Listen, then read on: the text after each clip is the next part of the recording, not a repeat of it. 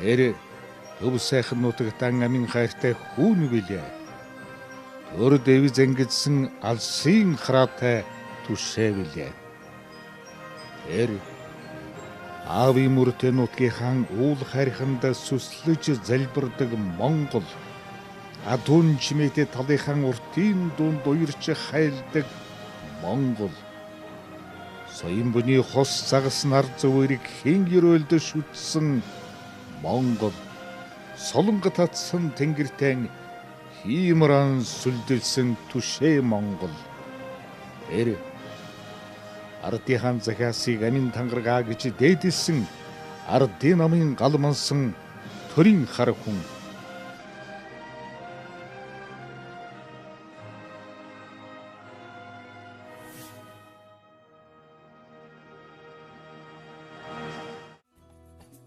Ачаа даах хүндээ итгэл хүлээл гэж алдааг засч чадах нэгэндээ улс орон хүн зөөнийхон хувь заяаг даатхан өөрүүлдэг нь Монголын төрт ёсны түүхэн уламжлал мөн билээ. Тиймдээ чи төрд доороос нь дээшээ дэвшиж өгсөх биш. Дэвхэрч орогчд дэндүү олширсан өнөө цагт тулахтай, дуршлагтай, аливаад нуруутай, алдаа хийгүй хүндэл итгэл үзүүлэхийг чухалчилж байна. Үеийн үед цагийн цагт эгзэгтэй цаг мөч бүхэнд эх орон тусгаар тогтнолоо баттгаж, ард түмнийхэн итгэл сэтгэлийг нэгэн чигт нийтхэн зангидж ирсэн ууган намын дарга Миягомбын энх булдад өнөөдөр ачааны хүндийг үрч, улс орноо өрнөөс, түмнээ ядуурлаас, төрөө засаглалын дампуурлаас аврах хүндхэн агаад хүндтэй үрэг яалтчгүй оногдож байна. Учир нь түүнд төрийн ажлын ариван их туршлага, түмний сэтгэлийг зөв мэрэгэн залах холчуухан, улс төр нийгмийн амьдралд үлдээж байгаа тодоос тод үйл мөр бий. Түүний төр нийгэм улс төр зүтгэсэн түүх нэн сонирхолтой. Сургууль төгссөн цагаасаа дандаа дэвшиж өсч явсан түүний улс төрийн карьер 1999 оноос хойш бүрж хурдтай дандаа дэвшиж дээшилсэн дүр зураг харагддаг. Их сургууль төгссөн үеэсээ төрийн ажлыг бүр анхан шатнаас нэхэж дүүрэг нийслэлээс эхлүүлсэн тэрээр олж авсан мэдлэг боловсролоо ажлын туршлага, амьдралын ухаанаар өнгөлж, нийслэлийн засаг дарга бөгөөд Улаанбаатар хотын захирагч, Монгол улсын шадар сайд, ерөнхий сайдын албыг хүртэл хашиж байлаа. Өдгөө түүнд 95 жилийн түүхтэй Монгол ардын намайг 2 дахь удаага удирдах, улсын хурлын сонгуульд ууган намаа тэргүүлж орох хувь тохиол ирээд байна. Эндээс эрч хүчтэй, тулахтай энэ эрхэм хэр зангарахтай улс төрч болох нь шууд харагдана. Монголын улс төрд ингэж өндөр түвшинд зөв замаар бэлтгэгдсэн эренбитэй улс төрч энэ цагт цөөхөн төрсөн билээ. Ер нь бол Монголын улс төрд хийрхлээ сэдвүүтэйгээр бодиттой ажил хийдэг. Тэр бодиттой ажлынхаа ард гарч түүнийхээ үр дүн бол ард түмнийхээ сайн сайхны төлөө зориулдаг ийм улс төрч өнөөдөр Монголд усаагаар мэд хэрэгтэй байна. Ийм улс төрчийн нэг бол Миягомбын энх даргыг бол Монголын хэмжээнд хүлээн зөвшөөрөгдсөн ийм том улс төрч лидер гэж бол ингэж үзэж болно. Улс төрийн тогоонд олон жил чанагдсан. Ингэж чанагдахдаа бол 1999 оноос хойш хотын засаг дарга, шадар сайд, ерөнхий сайд, за тэгээ Монгол ардын намын даргыг хоёр дахь удаага одоо хийж байгаа явдал нь бол үүний бол тод нотлогоо гэж бодож байна. Намынхан нөхөд хоёр дахь удаага энэ намын одоо жолоог энх бол даргад атгуулсан нь бол цаана учиртай. Түүхтэй, туршлагатай, үнэт зүйлстэй, бодлоготой ийм том намыг зүгээр нэг жирийн нэг хүн, жирийн нэг улс төрч хүсэл мөрөөдлөөрөө удирдна гэж бол байхгүй.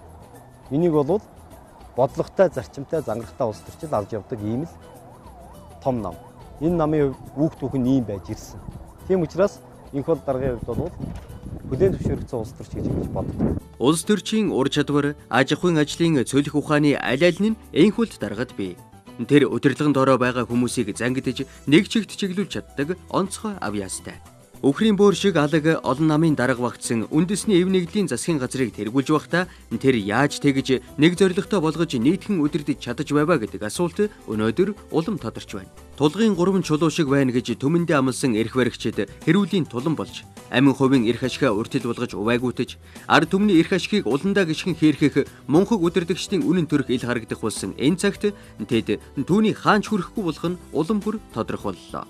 Тэр ерөнхий сайдаар ажиллаж байхдаа цалинг 230% нэмсэн нь өдгөө гэрэлт түүх болон үлджээ. Төрийн хайр халамжийг хэд хавтгааруулж байна гэхээс өөрөөг тэр үед өрсөлдөгчд нь гаргаж чадаагүй юм. Харин өнөөдөр цалин тэтгэврийг дөнгөж 10% нэмсэн болж амь аргацаа жугаа улс төрчид товчхонтой бол түүнээс 23 дахин бага ажил хийж иргэдээ 23 дахин бага харж үзжээ гэд хэлчихэд нэг их хол зөрсөн болохгүй. Энх улдыг ерөнхий сайд байхад ардын намыг засаг барьж байх үед л Монгол улс төр шиг төртэй байжээ гэж өнөөдөр толгойтой бүхэн халаглаж суугаанч бодит үнэ.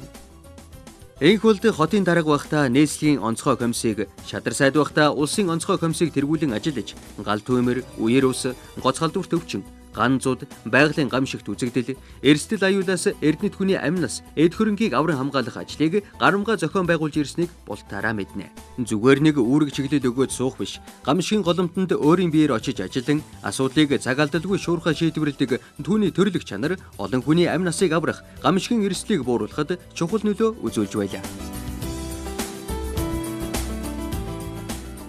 Улс төрч гэдэг хоосон цэцэрхэгч, дэмий хэрхэгч биш. Харин шаардлагатай үед хэрэгтэй шийдэл гаргаж, хүний амьдралын зовлон жаргал, нийгмийн тулгамдсан асуудлыг зүрх сэтгэлдээ мэдэрдэг хүн байх ёстойг тэр өөрийн биеэр үлгэрлэн харуулсан юм. Магадгүй тиймдээ ч тэр өнөөдөр төр засгийн нөрөх ажлынхаа хажуугаар 40 гаруй олон нийтийн байгууллагад өдөртөн чиглүүлэх үүрэг хүлээн ажиллаж байгаа билээ.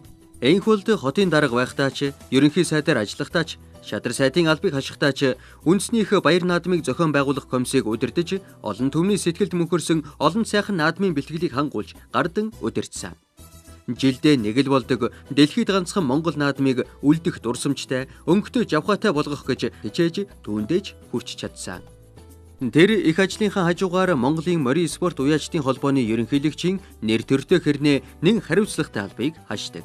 Өнгөрсөн хугацаанд Монголын морин спорт уяачдын холбоог Азийн морин уралдааны холбоонд гишүүнээр элсүүлэх, гадаад харилцааг хөгжүүлэх, уяачдаа өрөмтгчүүлж тэмдэгтэй болгох, тэдний хөдөлмөр зүтгэлийг төр засгаар өндүүлэх ажилд эдэмхийлэн зүтгэсэн.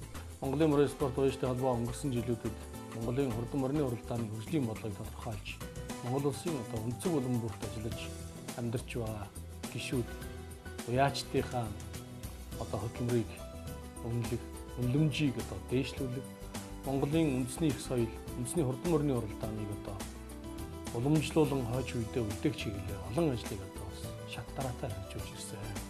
Замун Монголын морин спорт уяачдын холбоо дотооддоо болон гадааддаа олон чухал ажлуудыг хийж хэрэгжүүлж, өнөөдөр Монголын морин спорт уяачдын холбоо Монгол улстай төдийгүй дэлхийд дахин алдар нэртэй энэ морины томоохон байгууллага болж чадсан бүгд баяртай байна.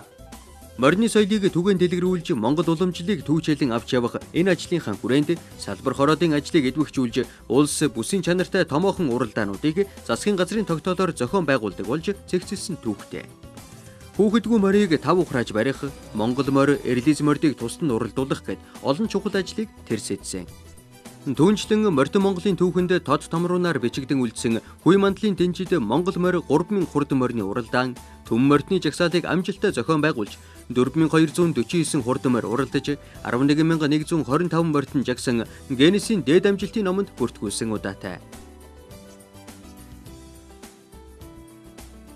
Тэр намын дараагаар 2 дахь удаага сонгогдохдоо өмнөхөөсөө ч илүү эрч хүчтэй, өөртөө итгэлтэй болсон нь олон нийтэд шууд мэдрэгдсэн. Үнэхээр төлөвшсөн хүчтэй лидер болон эргэж ирсэн юм.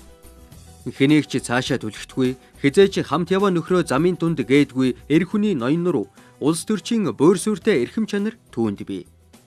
Монголын улс төр түүнийг аль хэдийн хүлээн зөвшөөрсөн. Басгүй түүний байвал зохих орон зайгаар илт дутагдж байна. Түүнийг засаг тэргүүлж байхад иргэдийн амьдрал дээшилж, ирээдүйдээ итгэх итгэл нь өсөн нэмэгдэж байлаа.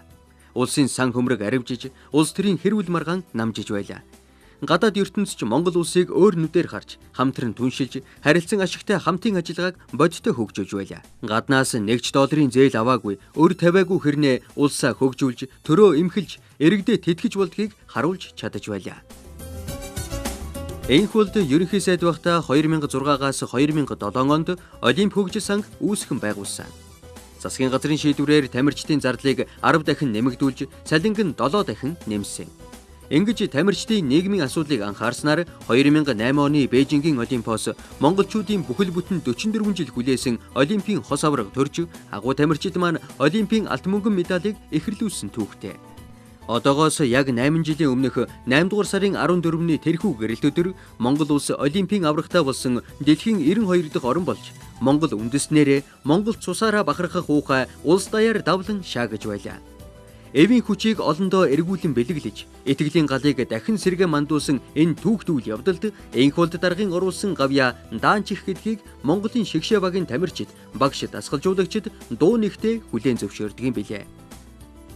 Хожим тэр 2012 оны Лондонгийн Олимпийн Монголын багийн ахлагчаар ажиллаж, тамирчидтай аавын сэтгэлээр ахын түшгээр хандаж, урам дэм, урагшлах ялах хүч өгсөний үр дүнд Монгол улс Олимпиад оролцсон түүхэндээ хамгийн олон медалийг хүртэж, алтан соёмбот төрийн далбаага алс Лондонгийн тэнгэрт мандуулж чадсан юм. Алдрын оргилд монголчуудаа гаргаж чадсан, амсаж үзээгүй аз жаргалтай мэдрэмжийг монголчуудаа мэдрүүлж чадсан Олимпийн аваргуудын олон медальтнуудын амжилтанд хүрэх зам жимийг тэр ингэж зассан гавьяатай.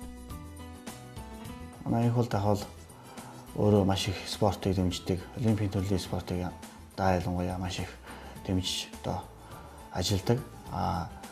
2006-аас 2007 онд энэ ерөнхий сайдын нэрэмжтэй Олимпийн хөгжил санг анх байгуулжсэн. Тэр байгуулсныхаа үр дүнд бол ард түмний одоо дэмжлэгтэйгээр орж ирсэн мөнгийг бол тухайн үед тамирчид одоо шууд одоо гардуулж өгч ирснээр тамирчдад бол маш их одоо үнэтэй хувир нэмэр болж ирсэн.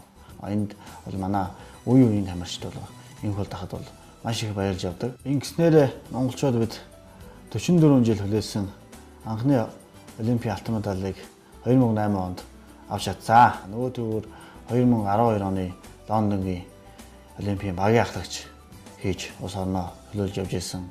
Тэр Лондонд бол би бол ерөнхийлөгчтэй бас хамт очиж тамирчтай дэмжсэн. Тэр үеэр бол тамирчид маань одоо өнөхөр сэтгэл хангалуун мөн одоо Олимпийн хотхон дотор энхол дах маань яг л одоо спортын хүн шиг өөрөө баг дунд нь орцсон тамирчтай зөвлөгөө өгөөд өөрийнхөө үнэтэй зөвлөгөө өгөөд ингэж явж ирсэн.